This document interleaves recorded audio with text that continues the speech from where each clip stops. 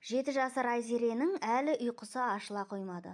Анасы ұйқыдағы Айзерені шағын арбаға ыңғайлап жатқызып жатыр.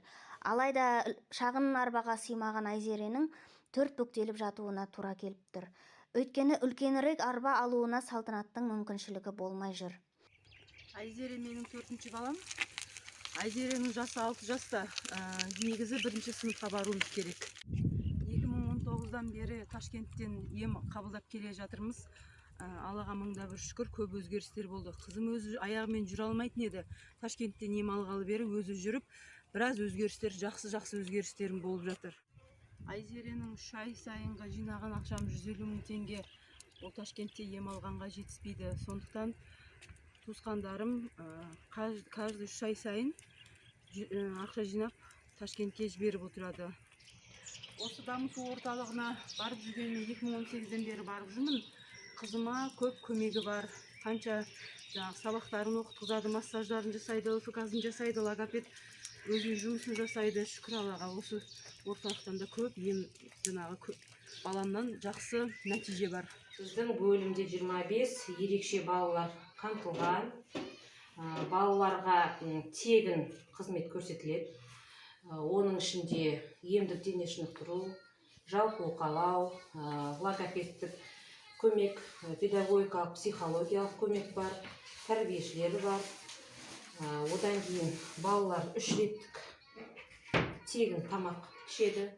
Таңғы ас, түскі ас және түскі ас дей ма, не дейді?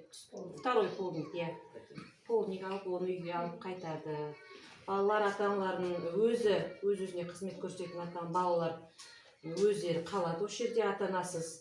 Ал енді көмекпен жүретін балалар ата-анасымен осы жерде процедураларды алып, үйлеріне қайтады. Айзеренің келгеніне биыл 3-ші жылға кетті, 2 жыл. Былтыр енді неге байланысты, карантинге байланысты біздің центр жұмыс жасаған жоқ. Ортасында үзіліп, карантин ашылғаннан кейін жұмысымызды бастадық. Айзереге келетін болсақ, Айзере логопедке барады, психолог-дефектологқа барады. Массаж біз алмаймыз, өйткені бізде судорога оянып кетуі мүмкін деп. Анда-санда сидящий ЛФК алады, емдік дене шынықтыру. Соны алады, одан кейін келгеннен результаты жақсы. Ең бірінші Алланың арқасы, одан кейін анасының қайраттылығының арқасында.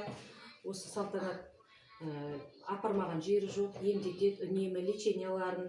Бұл жерде коррекциялық жұмыста бастысы, үзбей коррекциялық түзету дамыту жұмысын жасау. Одан кейін балаға түрлі витаминдер беру, сауықтыру кешендеріне апару, оның барлығы біз анасына ризамыз, анасының арқасында осындай қазіргі уақыттағы результатқа жетіп отыр. Бала келген кезде ешқандай зат ұстамайтын, әр заттан қозғалған, қарайған заттан қорқатын, ондай емес, қазір результат бар. Қолын береді, қолын ұстатқызады. Сақ қол моторикасы әлсіз болған, қазір ондай емес, байқап отқандарыңыздай балада зейіні дамып келе жатыр. Тағы не айтар? Өздігінен қазір 4-5 қадам аттап жүреді. Мама, папа дейді, керек затын сұрап алады. Ондай басында болмаған.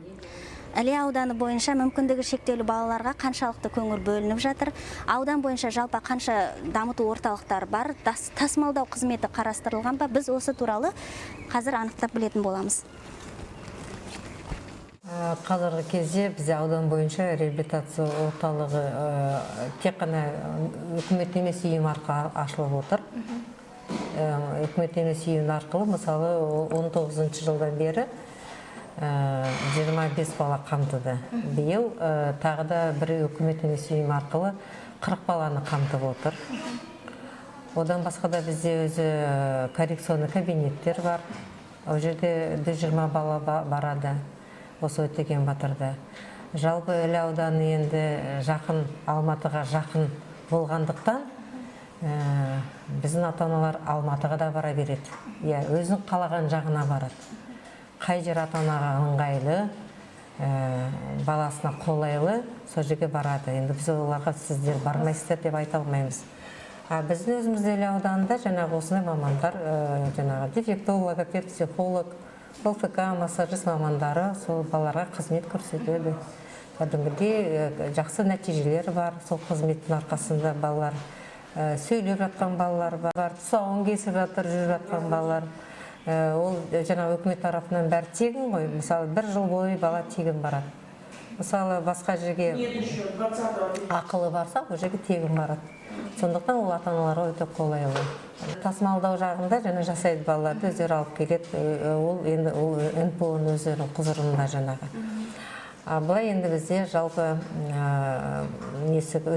қоғамдық жаңағы көліктер өте көп қой. Бізде енді шалғай деп айтуға енді бізде ондай шалғай өте жоқ. Ең шалғайдан мүмкін күрт округі бар шығар, оғанда көліктер тез барады жаңағыдай. Былай біз енді ондай шалғайдағы балаларды шалғай деп айтпаймыз, бәрі бізде доступны, бізде ауданында 10 ауылдық округі. Сол ауылдық округында бізде әлеуметтік жұмыскерлер қызмет атқарады. Сол әлеуметтік қызметкерлер мысалы жаңағы білім бөлімдерінен, жаңағы здравоохранение дейміз ғой, здравоохранение, ОПНТК-мен тығыз байланысты жұмыс атқарып, жаңағы баланы анықтап есепке алып отырамыз. Ол үнемі қанша бала мүгедектік сараптамадан өтті, соның бәрін анықтап, есепке алып, ата-аналармен кездесіп, соларға және кеңестерін, консультацияларын беріп, сол жеке 16 бағдарламасында көрсетілген бүкіл іс-шараларды іске асыруға көмектесеміз.